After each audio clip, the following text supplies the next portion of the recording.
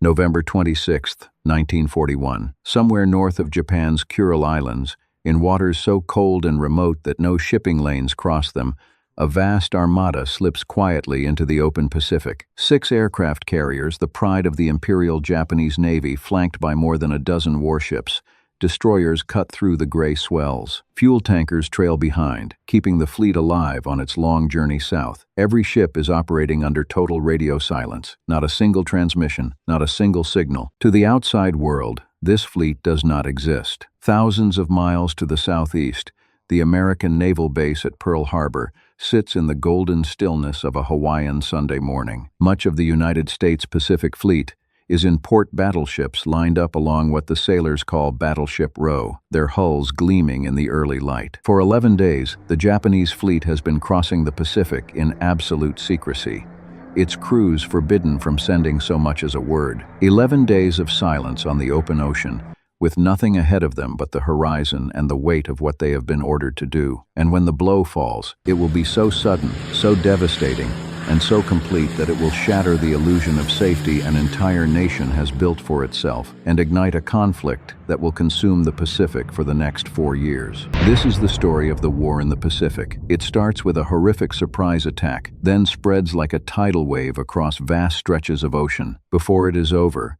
it will launch an entirely new form of naval warfare and send brave men into battle over some of the most crippling terrain on Earth. It is a story of terrifying fanaticism and extraordinary personal heroism, told through compelling detail, specially enhanced color film, and rarely seen footage, much of it shot by the troops themselves. It begins with a question that haunted America for years and still echoes today. How did Japan's gamble to deliver a quick, decisive knockout blow come so close to succeeding? And why, ultimately, did it fail? To understand how America was caught napping on that December morning, you have to understand something that most people have forgotten, something that seems almost impossible to believe, given everything that followed. Until recently, Japan and the United States had been friends, but friendship, like peace, can be fragile.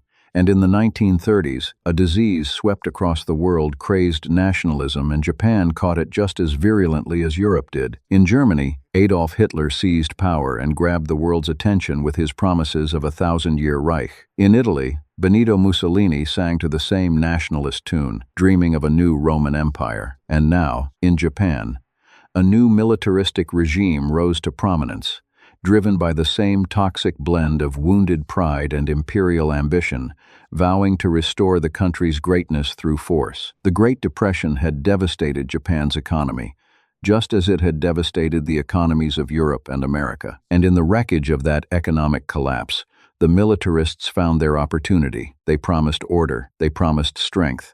They promised a Japan that would bow to no one. The signs of what was coming were impossible to miss for anyone willing to see them. In 1937, a ruthless Japanese war machine tore through China, leaving devastation and atrocity in its wake. Cities were sacked. Civilians were massacred. It was conquest on a scale that shocked the world. 3 years later, the Japanese expanded their brutal campaign further south, invading the former French colonies of Cambodia, Vietnam, and Laos. It was a move that finally forced America to react. In the summer of 1941, the United States froze Japan's overseas financial assets and imposed an oil embargo. The impact was immediate and devastating. Japan received 80% of its oil from America. Overnight, the lifeblood of the Japanese military machine had been cut off. Without oil, the tanks couldn't roll, the ships couldn't sail, the planes couldn't fly.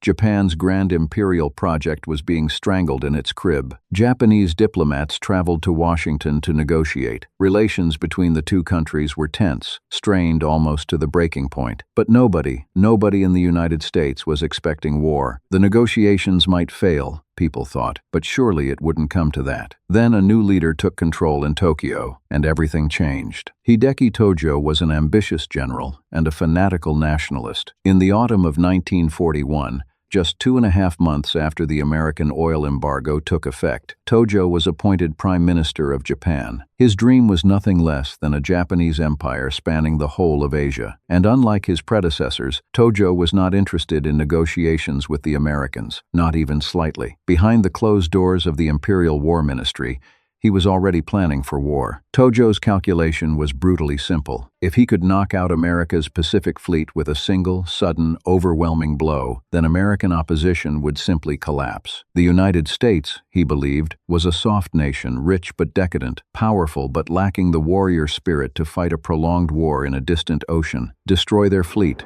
seize the empire you need, and the Americans will negotiate rather than fight. It was a gamble built on arrogance and a profound, fatal misunderstanding of the enemy he was about to awaken. In early December of 1941, the U.S. War Department intercepted warnings of an imminent Japanese attack. The intelligence was there, the signals were there, the alarm bells should have been deafening. But when the blow finally came, on the morning of December the 7th, American troops were caught completely and utterly by surprise. On that December morning, aboard the Japanese carriers now positioned north of Hawaii, there was a last-minute briefing. Pilots gathered in cramped ready rooms below deck, studying maps and aerial photographs of Pearl Harbor that they had memorized weeks ago, every berth, every anchorage, every airstrip etched into their minds. Officers tied ceremonial headbands around their foreheads. There were final words of encouragement. Then, in the gray light before dawn, a wave of over 180 warplanes took off fighters, dive bombers, torpedo planes, their engines shattering the silence of the empty Pacific as they climbed into formation and turned south toward the Hawaiian Islands. The carriers, their decks now clear, turned into the wind and waited. An hour later at 7:55 on a Sunday morning, when half the base was still asleep, they were over Pearl Harbor. The harbor lay spread out below them like a model, the great battleship sitting motionless in the still water, utterly exposed. For the Japanese pilots, it was almost too easy. The attack was swift and merciless. 5 U.S. warships were hit almost immediately, torpedoes slamming into their hulls before their crews even understood what was happening. Within an hour, 2 American battleships were sinking beneath the oily water. 2 more had capsized, their massive hulls turned turtle. Another 2 were badly damaged, burning and listing. American aircraft lined up wingtip to wingtip on the island's airstrips arranged for inspection, not for combat, were strafed and bombed into wreckage. As news of the attack spread across America, crackling through radios in living rooms and diners and churches, there was shock, there was horror, and there was a rage that would not subside for 4 years. But if Japan believed she had delivered the knockout blow to American naval power in the Pacific, she was wrong. Because on the morning of the bombing raid, the 3 most important ships in the Pacific Fleet, its aircraft carriers, were not in port. Through sheer luck, they were out at sea on routine maneuvers. The Japanese bombers had destroyed battleships. Yes, symbols of the old Navy, but they had missed the weapons of the new one. Missing those carriers would turn out to be a catastrophic Japanese mistake, one that would haunt them all the way to Midway and beyond. But in the immediate aftermath of Pearl Harbor, that fact offered little comfort, because America was about to be caught napping again and again. Just 10 hours after Pearl Harbor, Japanese bombers suddenly appeared over Clark Field in the Philippines, America's main air base in all of Southeast Asia. Despite 10 hours of warning, 10 hours in which the attack on Hawaii was already worldwide news, the American planes at Clark Field were still sitting on the ground. The bombing was followed by a second wave of Japanese Zero fighters that strafed anything still standing. 45 minutes later, much of America's air power in the entire region had been destroyed. The Japanese had caught the United States flat-footed for a second time in a single day. In America, the shock turned to outrage. 32 hours after the attack on Pearl Harbor, President Franklin D.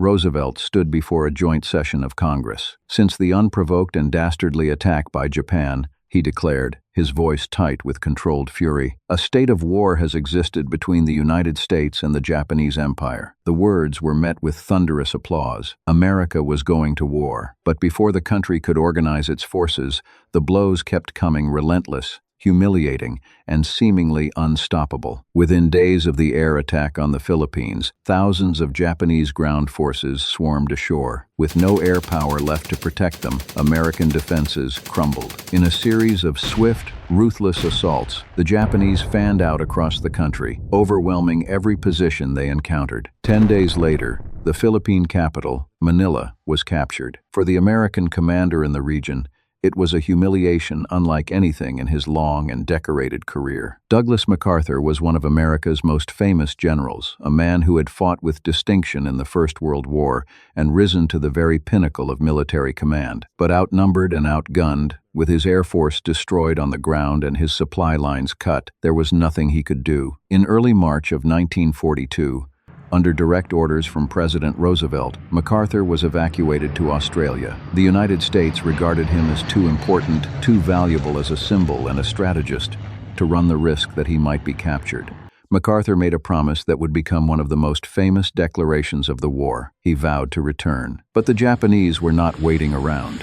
They had just bombed the northern Australian town of Darwin, an important Allied base in the Pacific. 8 ships had been sunk in the city's port, and a further 10 seriously damaged. 2 airfields had been shot up, destroying aircraft and oil storage tanks, and killing several hundred people. The raid caused chaos to Allied supply lines, and for weeks, there were genuine fears it might be the prelude to a full Japanese invasion of Australia itself. MacArthur, newly arrived and still reeling from his ejection from the Philippines, was swept up in the defense of the country. The Philippines and the men he had left behind would have to wait. Those men, an isolated and desperate group of Americans and their Filipino allies, were dug in on the rocky Bataan Peninsula, a rugged finger of land jutting into Manila Bay. They were cut off from resupply, cut off from reinforcement, cut off from the world. They fought with everything they had: rifles, bayonets, sheer stubbornness. They scrounged for food in the jungle. They ate monkey meat and whatever else they could find. Malaria ravaged their ranks almost as badly as Japanese bullets, and through it all, they waited for help. They listened to the radio, hoping for news of a relief convoy, a rescue fleet, anything, and nothing came. No reinforcements, no resupply, no rescue, just silence from a nation that was still reeling from its own shock and scrambling to rebuild a shattered fleet. "We are the battling bastards of Bataan," they proclaimed bitterly. No Papa, no Mama, no Uncle Sam. It was a motto born of despair, abandonment, and a grim humor that only men who know they are going to lose can understand, and it was entirely accurate. Facing repeated Japanese assaults with their supplies running out, food scarce, ammunition dwindling, disease rampant, the American and Filipino forces held on for 4 extraordinary months. But the outcome was inevitable. 70,000 U.S. troops and their Filipino allies finally surrendered. It was one of the largest capitulations in American military history, and for many, the suffering was only beginning. Up to 10,000 of those prisoners would die on the Bataan Death March, a forced march of over 60 miles under the tropical sun, without food or water, beaten and bayoneted by their captors, before they even reached the Japanese prisoner of war camps. And still, the dominoes kept falling. Throughout early 1942, the United States and her allies suffered one massive defeat after another across the Pacific. Japanese troops occupied the British colony of Malaya, spreading out across the country with a speed that stunned the defenders. A month later, they overran the capital, Kuala Lumpur. Allied forces withdrew to Singapore, the center of British rule in the Pacific, and supposedly the most heavily defended position in the entire region. The British had spent years and fortunes turning the island into what they called an impregnable fortress, a Gibraltar of the East. Massive coastal guns jutted from concrete emplacements, their barrels trained out to sea. The garrison was enormous. The confidence of the British High Command was absolute. But there was a fatal flaw in Singapore's defenses,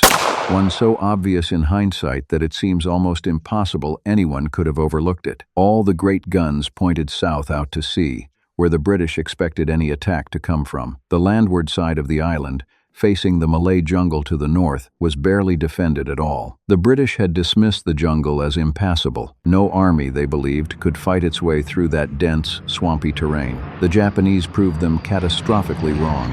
Japan's soldiers had trained for exactly this kind of warfare. They advanced through the jungle on bicycles and on foot, moving with a speed and ferocity that shattered every assumption the British had made. In a desperate, last-ditch attempt to stop the Japanese advance, Britain sent 2 of her most powerful warships, the battleship Prince of Wales and the battlecruiser Repulse, to intercept Japanese troop convoys heading for the Malay coast. The 2 great ships steamed north without air cover, their captains confident that the Royal Navy's firepower would be more than enough. They were wrong. Wave after wave of Japanese torpedo bombers found them in the open sea, Both ships were sunk in less than 2 hours. Almost 1,000 of their crew went down with them, lost beneath the gray waters of the South China Sea. It was a devastating blow and a stark demonstration that the age of the battleship was over. Air power now ruled the waves. The British defenses in Singapore collapsed. A force of over 90,000 Allied troops surrendered, the largest capitulation in British military history. Winston Churchill would call it the worst disaster in the history of British arms. Almost simultaneously, the British garrison in Hong Kong was invaded. It took the Japanese just 2 weeks to overrun it. Hong Kong was followed by Burma, a country whose defenses had been neglected for years. Within 2 months, the Japanese had seized the capital, Rangoon. 8 weeks later, Japan controlled the entire country. Across the Pacific, from the Philippines to Burma, from Malaya to the Solomon Islands, the dominoes were falling one by one. Japan's empire was expanding at a rate that astonished even the Japanese themselves. It was time for America and her allies to fight back. The big question was, how? As U.S. military planners studied their maps of Japan and the vast Pacific Ocean, one thing was crystal clear. Japan was protected by an enormously powerful navy. A seaborne assault so soon after the crippling attack on the U.S. Pacific Fleet at Pearl Harbor would be suicidal. But an airborne attack seemed equally impossible. The nearest American bases had been in the Philippines, and the Philippines were now under Japanese control. The closest remaining bases were sites like the Hawaiian archipelago, over 3,000 miles from the Japanese home islands.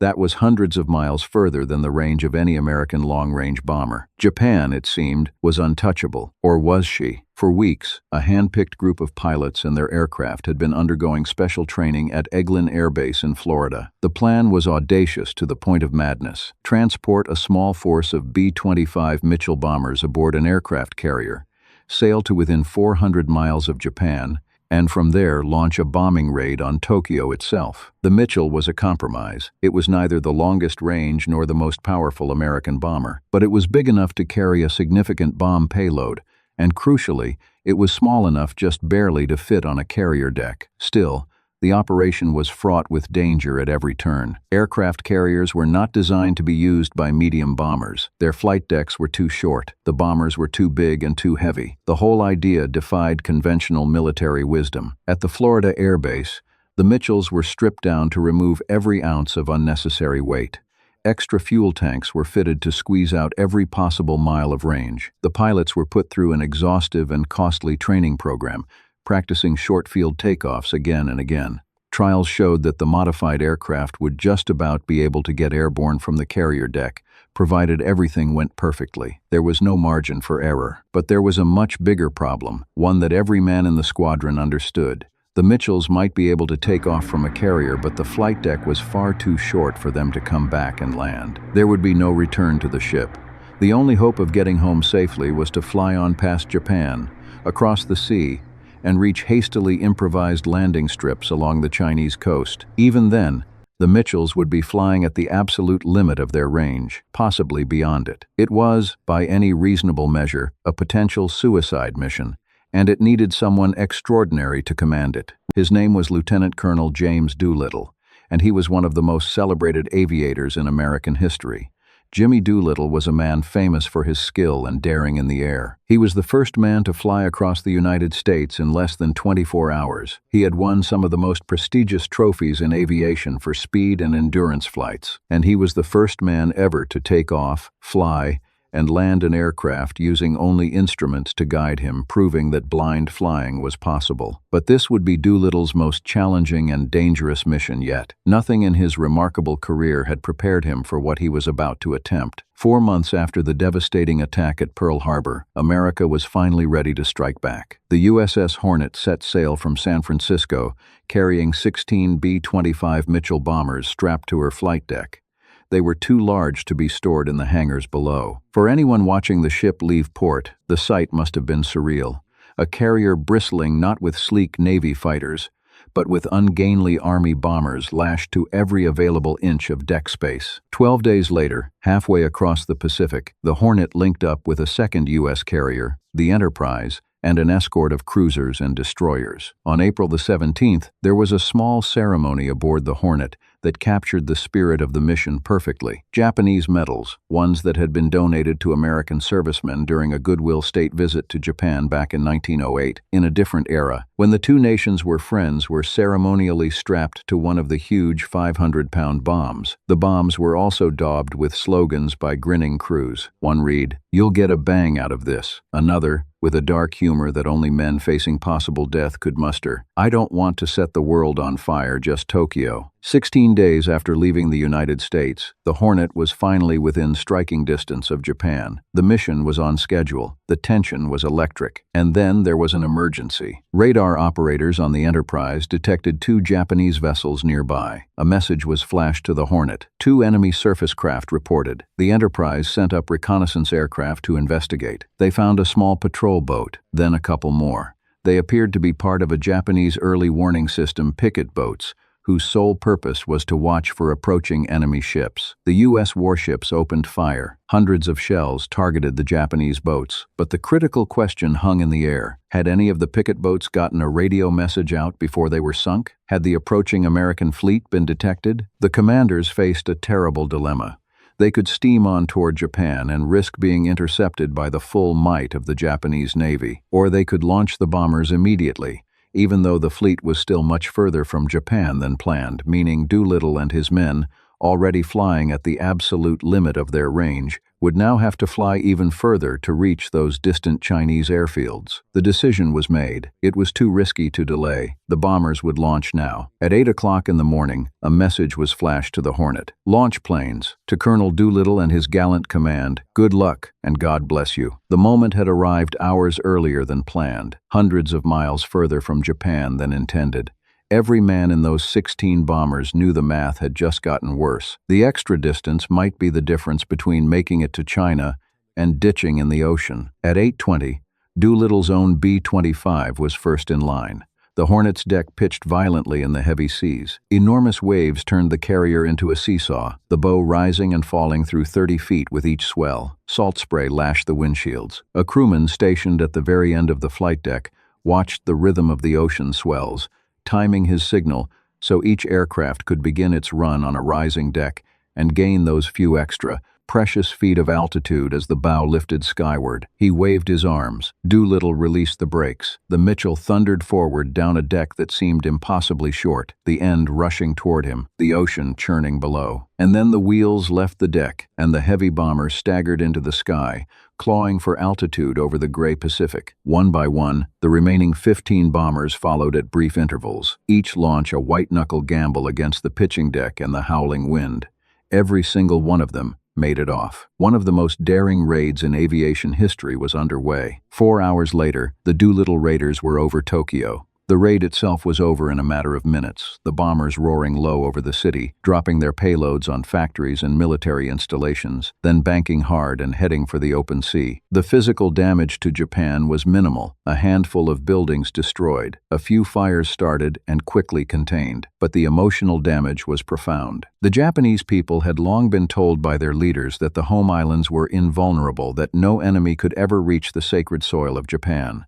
Doolittle and his 80 raiders proved that was a lie. The psychological shock rippled through the entire country. If American bombers could reach Tokyo, then nowhere was safe. Several hours later, the Americans were on course for the landing strips along the Chinese coast. None of them would make it to those airfields. Over the China Sea, they ran into a brutal, fuel-sapping headwind that drained their already depleted tanks. One by one, every aircraft was forced to ditch, some crashing into the sea, others making emergency landings in the Chinese countryside. But remarkably, against all odds, all but 7 of the 80 raiders would eventually make it home to safety, many of them rescued and sheltered by brave members of the local Chinese population who risked their own lives to help. Back in America, the Doolittle Raiders were given a hero's welcome.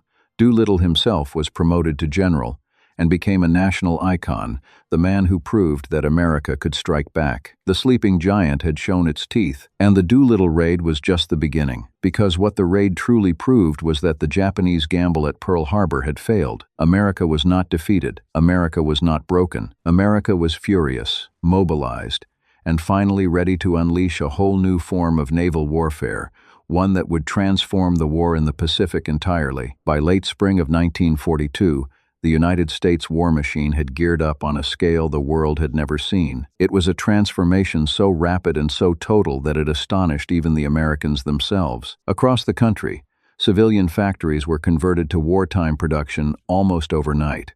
Aircraft production soared to numbers that would have seemed fantastical just 12 months earlier. Typewriter factories retooled their precision machinery to manufacture rifles. Automobile plants that had been turning out Fords and Chevrolets were now building Sherman tanks and Jeeps by the thousand. Shipyards that had been half empty during the Depression were now working 3 shifts around the clock, 7 days a week, in a desperate race to build aircraft carriers, the ships that everyone now understood would decide the outcome of the war. The industrial might of the United States, once it was fully unleashed, was a force that no nation on earth could match. And Japan, for all its military brilliance and territorial gains, was about to discover just how badly it had miscalculated the enemy it had chosen to fight. U.S. Secretary of the Navy Frank Knox spoke for millions of Americans when he announced, "You started this war. We are going to finish it." Tokyo's response to the Doolittle raid was swift and thorough. Hideki Tojo ordered his military planners to construct a defensive ring of land bases around the entire perimeter of Japan's new empire. The purpose was to protect Japan's vital supplies of natural resources above all,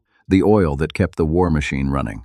Half the ring was already in place. Japan controlled most of the Chinese coast, all of Southeast Asia, and the Philippines. In early May, to fill the remaining gaps, Japan seized the Solomon Islands. 2 days later, a powerful Japanese fleet steamed into the Coral Sea, aiming to capture Papua New Guinea and complete the defensive perimeter. The admiral commanding this force was arguably Japan's greatest naval strategist. Admiral Isoroku Yamamoto had been the mastermind behind the attack on Pearl Harbor. He was Harvard-educated, a man who had traveled widely in America and who believed he understood the country and its people. At his disposal was perhaps the most powerful naval force in the world: 3 aircraft carriers, 9 cruisers, 15 destroyers, and dozens of support vessels.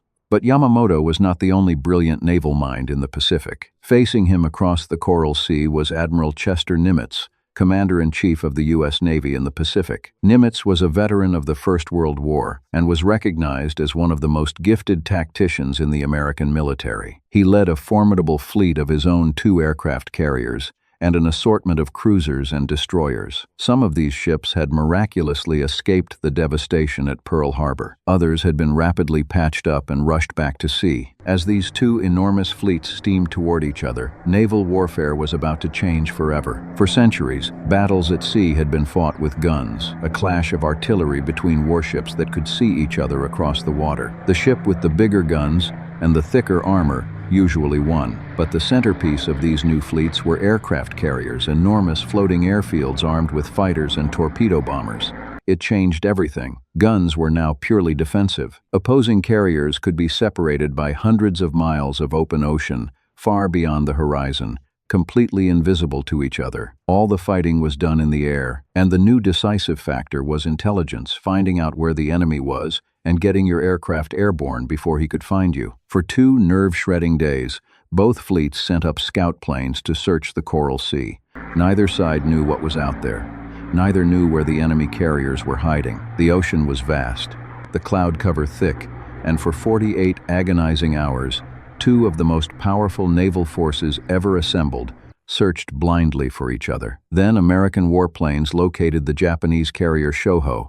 Nimitz ordered his dive bombers into the attack. 13,000-pound bombs slammed through the Shoho's flight deck, punching deep inside the ship and detonating in her aircraft hangars. Hours later, engulfed in flames, the Shoho sank beneath the waves. The Battle of the Coral Sea had begun. The following day, Yamamoto struck back with devastating force. Japanese scouts located the American carrier Lexington, one of the largest and most beloved ships in the U.S. Navy. Yamamoto sent up everything he had. The Lexington was soon hit by multiple torpedoes and bombs. Her smaller sister carrier, the Yorktown, was also struck. A single bomb penetrated 4 decks before exploding deep inside the ship, killing 37 men. But the Americans were hitting back. U.S. dive bombers found Yamamoto's second carrier, the Shokaku, and pounded her flight deck so badly that she could no longer launch or recover aircraft. She was effectively out of the war. As darkness fell over the Coral Sea, the Lexington was still afloat, battered, burning, but still fighting. Her crew was working frantically to control the damage. And then came the moment everyone aboard had dreaded. Deep inside the ship, an undetected fuel leak had been spreading gasoline vapors through the lower compartments. Without warning, the Lexington erupted in a colossal internal explosion. Fires swept through the great carrier. In a desperate evacuation, her crew abandoned ship. Amazingly, all but 215 of the nearly 3,000 men on board were pulled from the water alive. Later that evening, the Lexington was scuttled by an American torpedo, sent to the bottom by her own side to prevent any possibility of capture. The Battle of the Coral Sea ended in a tactical stalemate. Both sides had lost a carrier. Both had inflicted and received heavy damage. Pilots on both sides had displayed extraordinary courage. And the toll on the men who crewed those ships, the damage control teams who fought fires below decks, the pilots who launched into skies they might never return from, the sailors who abandoned burning vessels and treaded water in shark-infested seas, was immense. But the strategic significance of the Coral Sea went far beyond the balance sheet of ships sunk and men lost. For the first time in the entire Pacific War, for the first time since the devastating morning at Pearl Harbor, the United States had taken on the mighty Japanese Navy in a major fleet engagement and fought it to a standstill. The Japanese advance toward New Guinea was halted. The relentless momentum of conquest that had swallowed the Philippines, Malaya, Singapore, Burma, and the Dutch East Indies had, at last, been checked. And the myth of Japanese invincibility at sea, the myth that had paralyzed Allied planning and shattered Allied confidence since December the 7th, was broken. Not shattered, not yet, but cracked. And through that crack, a shaft of hope was beginning to show. It was time for America to drive home its advantage, and as it turned out, the Americans had a secret weapon that the Japanese didn't know about. In a windowless building in Washington, a top-secret operation codenamed Magic was quietly changing the course of the war. A team of brilliant American codebreakers had done what the Japanese believed was impossible. They had cracked the Imperial Navy's encrypted communications. America could now read Japan's most sensitive military messages almost as quickly as the Japanese commanders themselves. It was the ultimate advantage in the crucial new front of modern warfare intelligence gathering, and it was about to pay off in spectacular fashion. In late May of 1942, Magic intercepted Japanese plans for a major surprise attack on a target designated in their coded messages only as AF. The target was clearly somewhere in the mid-Pacific, but where exactly? The designation could refer to any number of islands or atolls scattered across thousands of miles of ocean. Naval strategists pored over maps. One candidate stood out above all others: the tiny coral atoll of Midway, an important U.S. military base in the Hawaiian chain. Midway sat like a sentinel in the Central Pacific. If Japan could seize it, the atoll would serve as an ideal launching point for a second, and this time truly decisive attack on Pearl Harbor. But the codebreakers needed to be certain. A wrong guess could mean positioning the entire U.S. fleet in the wrong place, leaving the real target wide open. So they set one of the most elegant intelligence traps of the entire war. The American base on Midway was instructed to send an uncoded, open radio message,